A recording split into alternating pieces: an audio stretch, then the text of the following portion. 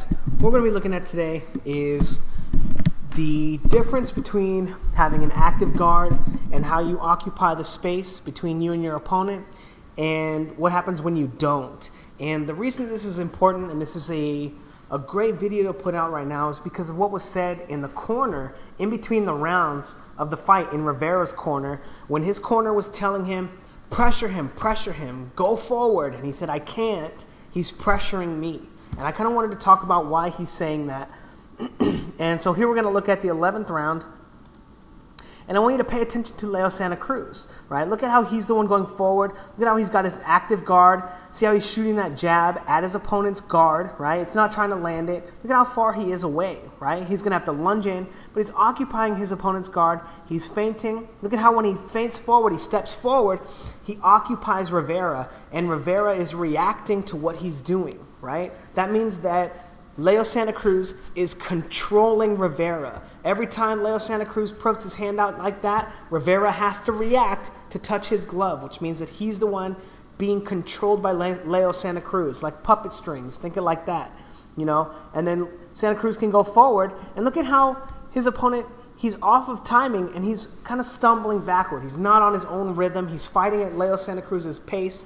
And Leo Santa Cruz has control of what I call the space in between the two fighters, okay? You don't want to control the distance, like keeping someone at range. That's literally the stupidest thing I've ever heard. Anytime you hear somebody say that, just assume that they don't know shit about boxing. Otherwise, why would Mike Tyson ever won a single fight in the heavyweight division, right? He was tiny, but you have to work your way inside. It's because he knew how to utilize the space between you and your opponent. That's where you do all your work, right?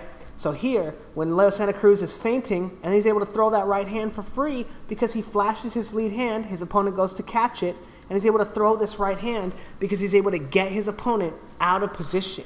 Now, this is where you do all your work, right here.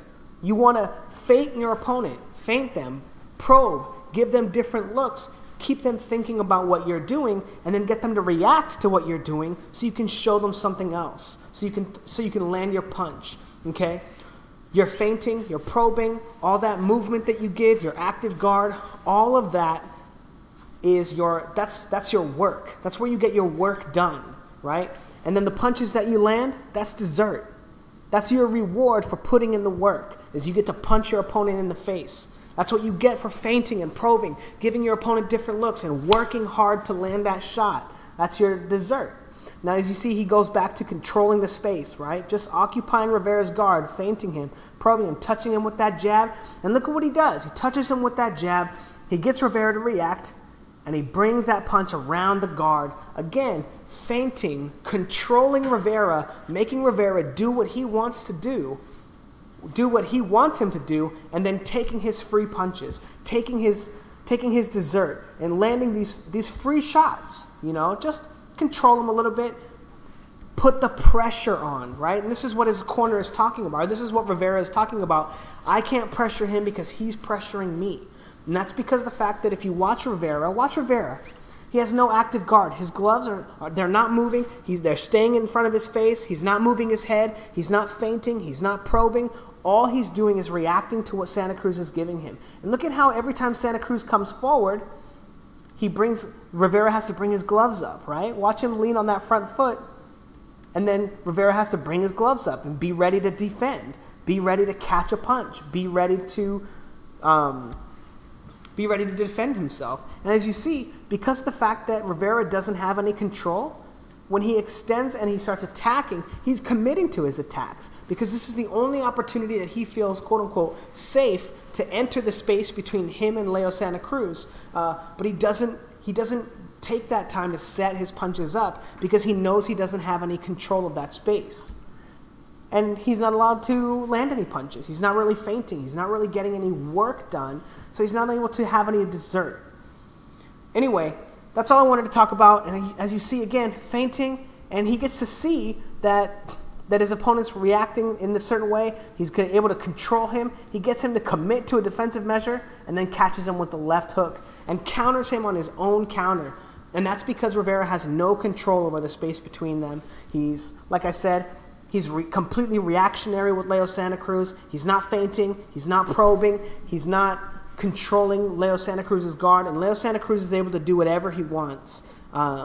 Anyway, that's all I had to say about this fight. I thought it was a great example of what I talk about, why having an active guard is so important, why feinting, why probing is so important, why controlling the space. Like, look at how ridiculous this is, you know? Rivera has no control over the space. He's completely reactionary. Leo Santa Cruz is able to throw 1, 2, 3, 4, 5 punches, all unanswered, because Rivera doesn't know which one's going to be a feint. He doesn't know which one's going to be a real punch. He doesn't know. He's completely lost, and he's not feinting back. He's not making Leo Santa Cruz think about what he's doing.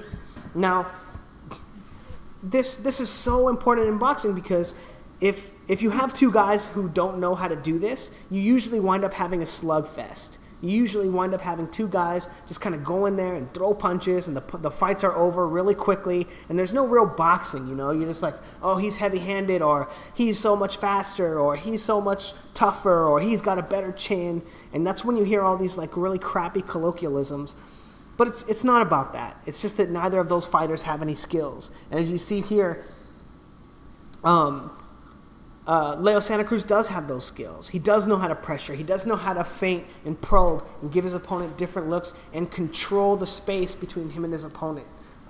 This is interesting too because this is exactly what happened in Eleider Alvarez versus Jean Pascal when they fought. There was a lot of standing around in front of each other. No one wanted to throw any punches. Neither one of them was feinting or probing or controlling the space between them. They were just walking each other around the ring, waiting to counterpunch each other. And that's why I gave Eleider Alvarez, or that's why I gave Kovalev the advantage in the fight, is because Kovalev does know how to control the space. He does know how to feint and probe. He does know how to make you be reactionary to what he's doing, and he's so good at it.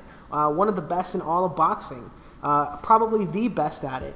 And that's exactly why he lost the second fight, is because Eleider Alvarez couldn't control Kovalev. He was looking, you know, obviously we knew he was looking for the big right hand that he thought he was going to get again.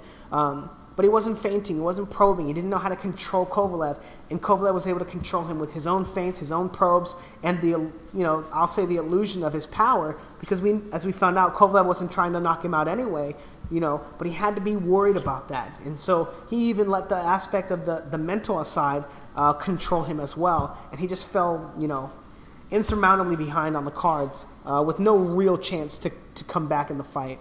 And there were a few of you guys that were asking if I was going to do a follow-up video on that. I didn't really feel the need to do any follow-up videos on Kovalev Alvarez just because, number one, I thought Teofimo stole the show. And number two, even though it was a great performance from Kovalev, I expected more from him. I did expect more from him. I expected him to knock Alvarez out. Not that I'm like disappointed, right? But I have higher standards for Kovalev. I think he's a better fighter than that. So just him simply beating Alvarez, to me, I felt like he should have done a little bit more. But anyway, I'm going to start doing film today on Mikey Garcia versus Errol Spence. And I've got some interesting ideas and takes and how to kind of talk about it and what I'm expecting. But the first thing that we're going to look at are actually Mikey Garcia's training tapes. His pad work. We're going to be looking at the things that he's doing in the gym to prepare himself for his fight with Errol Spence. Because we've already talked about Mikey Garcia's timing being one of his biggest attributes. So I want to kind of talk about, and I want to be contemporary with this idea in that I want to be discussing things that are relevant to the fight, things that are actually going on, because we have footage of it, you know, and I think it's really important to take a look at their training styles, what they're looking to accomplish, and then look for weaknesses in the fighters that correspond to that to see how effective that might actually be. But anyway, if you guys are interested and you want to take a look at the film, it's all the crap that's on ES News. I know that guy has the personality of a potato, but I do like that he's always getting interviews with the very interesting Robert Garcia. And you get to see a lot of Mikey Garcia's camp, so we'll be probably stealing a lot of his content and using it through the Fair Act use. So not stealing it, but using it appropriately. If you fuck with me, ES News, Ellie Setback, I'll beat you up if I ever see you. No, I'm just kidding. You got way too many boxer homies. I'm just playing.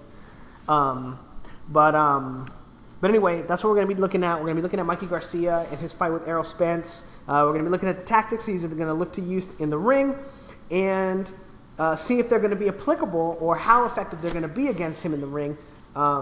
And then look at, Errol Spence, what he's likely going to be looking to do against Mikey Garcia as well.